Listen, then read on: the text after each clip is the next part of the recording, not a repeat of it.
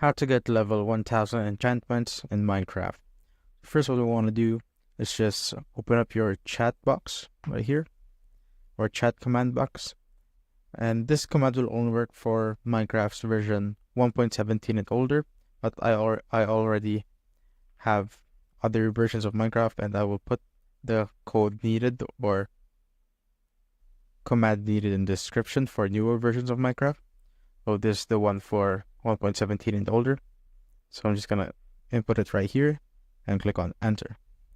As you can see, it will automatically give me a diamond sword. I'm gonna go here. As you can see, the sharpness enchantment level is 1000. Next, I'm gonna show you the command for the newer versions of Minecraft.